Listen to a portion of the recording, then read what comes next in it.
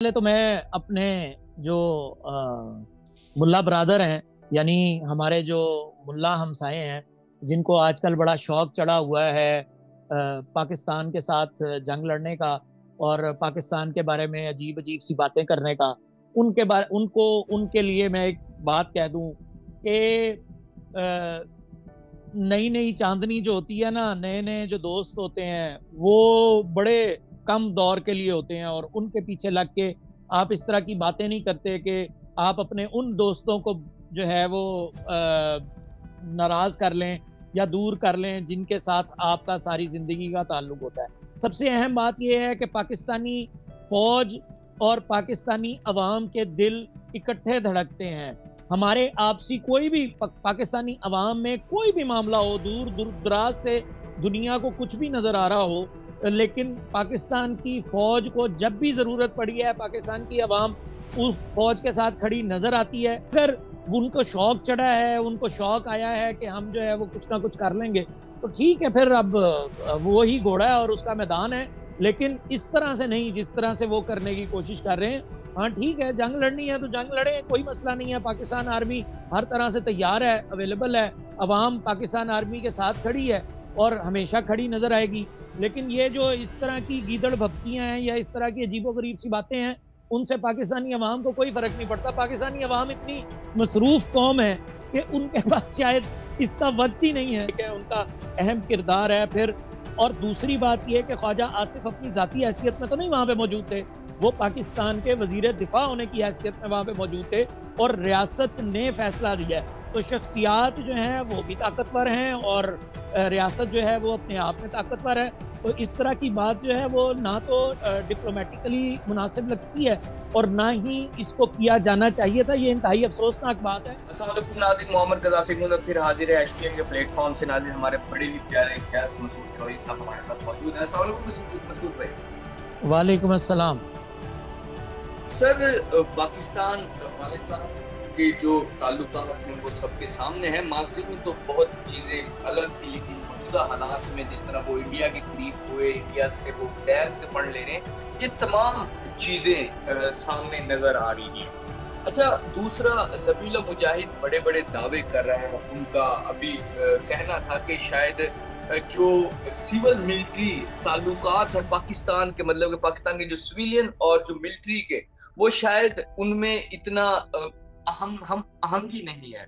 वो समझते हैं कि शायद जो पाकिस्तानी अवाम है वो तालिबान अफगानिस्तान के साथ है, लेकिन जो शायद मिलिट्री में बड़े लोग हैं शायद वो नहीं है।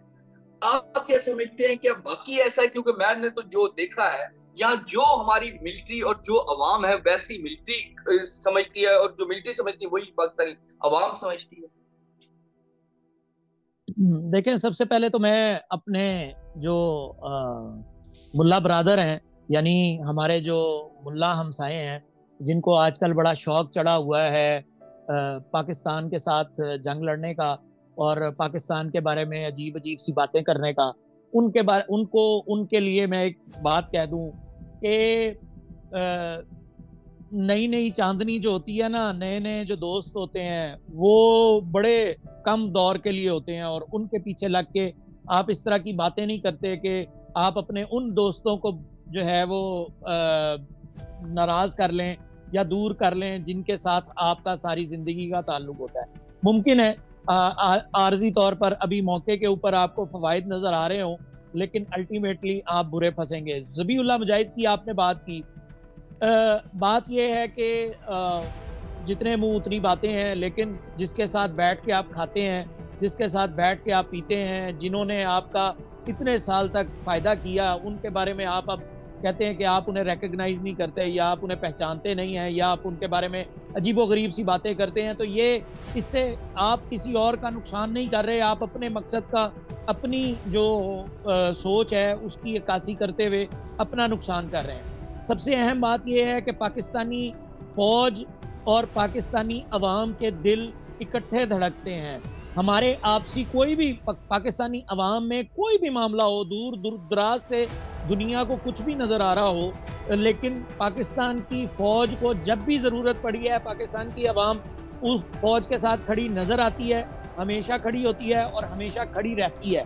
ये जो गलत फहमियाँ जिनको लगता है कि बहुत गलत फहमियाँ हैं, या वो गलत फहमियाँ पैदा करके तो कोई जो है वो अपने मफादात हासिल कर लेंगे या अपने मकासद हासिल कर लेंगे, वो लाला लैंड में रहते हैं, यानी अहमकों की जन्नत में रहते हैं। तो वो अहमक लोग जो हैं वो अपना नुकसान सारी ज़िंदगी करते रहे हैं। देखें, ये ज़बीउल्लाह मुजाहिद जब नहीं था, समझता था कुछ अरसे पहले ऑपरेशन सिंदूर वाले मामले से पहले, वो भी यही समझता था। जी बिल्कुल ऐसे ही है। और ये जो ज़बीउल्लाह मुजाहिद है, ये अब ये पेशावर में बड़ा हुआ है, पला है, बड़ा है, सब कुछ किया है। इसको बड़ी अच्छी तरह पता है कि हम किस नौइयत के मेहमान नवाज लोग हैं और हमने किस तरह से मेहमान नवाजी की है।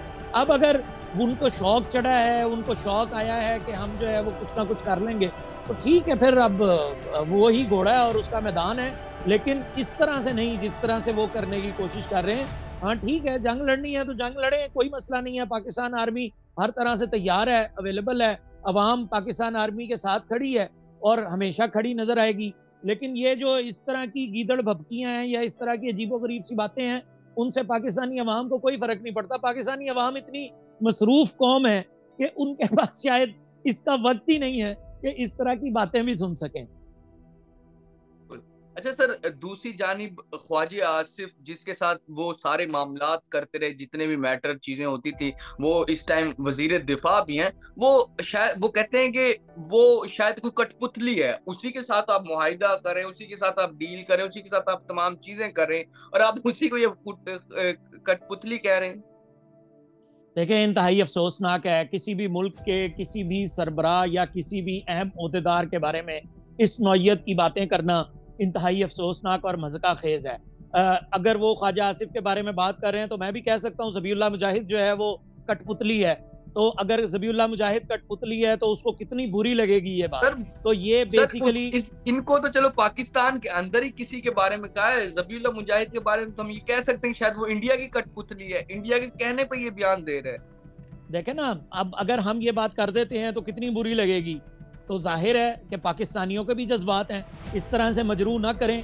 आप उस हद तक क्यों जा रहे हैं जहां पर फिर वापसी का कोई रास्ता ना रहे और किसी को भी कठपुतली कह देना। आप वहां पे दोहा में मिन्नतें तरले करके, मतलब मिन्नतें तरले में लफ्ज़ इस्तेमाल कर रहा हूँ, करके तो आपने मुआहदा किया है। 1 मरतबा, 2 मरतबा, 3 मरतबा, 4 मरतबा मुलाकातें हुई हैं। फिर उसके बाद कतर की इन्वॉल्वमेंट है, तुर्किया की इन्वॉल्वमेंट है, हमारे दोस्त ममालिक हैं, उनका अहम किरदार है। फिर और दूसरी बात ये है कि ख्वाजा आसिफ अपनी ज़ाती हैसियत में तो नहीं वहाँ पे मौजूद थे, वो पाकिस्तान के वज़ीर दिफा होने की हैसियत में वहाँ पे मौजूद थे और रियासत ने फैसला दिया है। तो शख्सियात जो हैं वो भी ताकतवर हैं और रियासत जो है वो अपने आप में ताकतवर है। तो इस तरह की बात जो है वो ना तो डिप्लोमेटिकली मुनासिब लगती है और ना ही इसको किया जाना चाहिए था। ये इंतहाई अफसोसनाक बात है और इंतहाई मज़ाक़ खेज़ है। और ये आने वाले वक्त के अंदर अगर कोई रास्ता इस तरह का बनता है जिसके अंदर के मामलात दुरुस्त अंदाज में चलते हैं, तो ये बातें, तमाम बातें जो हैं वो अफ़गान हुकूमत के और अफ़गान हुकूमत के तर्जुमान के सामने आएंगी। और फिर जब उनके सामने आएंगी तो फिर उनसे नज़रें भी नहीं उठाई जाएंगी, क्योंकि हमें तो बड़ी अच्छी तरह पता है कि वो क्या हैं और किस तरह से हैं। बिल्कुल। अच्छा सर, ये एक और वो बहुत बड़ा बोल उन्होंने बोला है कि जो पाकिस्तान, हमने ऑफर दी थी पाकिस्तान को कि आपके जो यहाँ पर अफगानिस्तान में कुछ लोग हैं वो आप ले जा सकते हैं या कोई इस तरह के मामलात हैं। सर, पाकिस्तान के लोग उधर कोई भलाई के लिए गए होंगे, कोई इधर उधर कोई वो कोई यूरोप या कोई इस तरह का कंट्री तो नहीं है ना जहाँ के कोई बहुत रोजगार होगा। और मुझे जहाँ तक नजर आता है, जो मैंने देखा है, तो यहाँ से वो टीटीपी के लोग हैं जो वहां पर गए हैं, उनके अलावा तो कोई भी नहीं है। जी बिल्कुल ऐसे ही है। और पाकिस्तान का असली जो हकीकी मौक़िफ़ है वो यही है कि पाकिस्तान के खिलाफ अफ़गान सरज़मीन नहीं इस्तेमाल होनी चाहिए। वन पॉइंट एजेंडा और वन लाइनर जो है वो यही है। लेकिन इस वक्त सूरत हाल ये है, वो ये जो बयान दे रहे हैं ना, ये बेसिकली इस नौइयत में दे रहे हैं कि आप अपना डिप्लोमेटिक जो आपका मौजूद है अमला, उसको वापस निकाल लें। तो आप किसी भी मुल्क में जब आप ट्रीटीज़ के साथ बाउंड हैं, जब आपका अमेरिका के इनखला के लिए दोहा के अंदर मुआहदा नहीं हो रहा था, उस वक्त भी पाकिस्तान ने बड़ा अहम किरदार अदा किया, आपको फेवर्स लेके दी। अमेरिका को निकालने के लिए, अमेरिका को यहाँ से भेजने के लिए आप उस वक्त हमसे मिन्नतें तरले करते थे। आपके पास तो बैंक मौजूद नहीं था, हमने अपना सेंट्रल बैंक दे के आपके फाइनेंसेस को स्टेबल करवाया, आपकी चीजें जो है उनको सीधा किया। आज वही लोग जिन्होंने, जो सफारत खाना अफगानिस्तान काबुल के अंदर इस्तेमाल हुआ, आज इनडायरेक्टली आप ये कह रहे हैं कि उन लोगों को वहां से निकाल लें। जिनेवा कन्वेंशन के तहत आप किसी भी तरह से इस तरह की बातें कैसे कर सकते हैं? और दूसरी बात यह कि उसके अलावा पाकिस्तानी कोई भी किसी भी जगह पे मौजूद नहीं है। मतलब अफगानिस्तान के अंदर टीटीपी के लोग मौजूद हैं, वो बाकायदा तौर पर आपकी जो है वो उसमें है, आपकी छतरी के तले हैं। यही तो असल मसला है कि वहां से वो कंट्रोल होते हैं। वो वहां से कंट्रोल होने के बाद पाकिस्तान में दहशतगर्दी करते हैं, इंसर्जेंसी करते हैं, और पाकिस्तान में नुकसान होता है। यही तो पाकिस्तान का मौकफ है कि उन लोगों को जो है वो आप निकालें या आप उनकी सरपरस्ती खत्म करें। पाकिस्तान खुद उनसे डील कर लेता है। फिर अगर पाकिस्तान घुस के मारेगा या अंदर आके बात करेगा तो फिर आप जो है वो परेशान होंगे, और फिर कहते हैं कि जी दुनिया जहान में रहते हैं, दोहा मुज़ाकरात की तरफ जाएंगे, फिर आप दोहा भागेंगे। जाहिर है, फिर आप दोस्तों यारों से मिन्नतें तरले करेंगे, उनको रिक्वेस्टें करेंगे कि मेहरबानी करें, हमें रास्ता दिलवा दें, हमें बात दिलवा दें, हमें ये करवा दें, हमें वो करवा दें। अच्छा सर, जो ये अभी हालिया प्रेस रिलीज में DISPR ने भी कहा है कि ये जो तहरीके तालिबान टीटीपी है, इसने बैत की हुई है, जो अफगान तालिबान के अमीर है उनकी बैत की हुई है, और ये भी अब उन्हीं की शाख हैं। एक तरफ तो वो कहते हैं कि हम अपनी सरजमीन पाकिस्तान के खिलाफ नहीं यूज होने देंगे, नहीं इस्तेमाल करने देंगे, और जिसका बता रही है पाकिस्तान की जानिब से कि ये लोग, ये टीटीपी वाले आपकी सरजमीन इस्तेमाल करके पाकिस्तान पर हमला करें, उन्होंने बैत भी की हुई है। क्यों ये दोगली पॉलिसी क्या कामयाब हो पाएगी अफगान तालिबान की? बिल्कुल भी नहीं कामयाब हो सकेगी। इनकी कोई पॉलिसी कामयाब नहीं है। इन्हें आदत है जंग लड़ने की, इन्हें सारी जिंदगी फसाद फितना पैदा करने की आदत है। पुराना ये जंगें लड़ते आ रहे हैं, ये इनको लड़ लड़ के अब इनको जो बारूद की बू है ना, उससे मोहब्बत हो गई है। ये अब लड़ाई के बगैर रह ही नहीं सकते। ये बल्कि इंटरनेशनली जो तज्जियाकार हैं वो ये कहते हैं कि अगर किसी ने अपना असला आजमाना हो या कुछ भी करना हो तो वो अफगानिस्तान के अंदर जो है वो जाके टेस्ट कर ले। तो ये तो इनकी सोच ये बन गई है कि हम हर किसी से जंग लड़ लेंगे।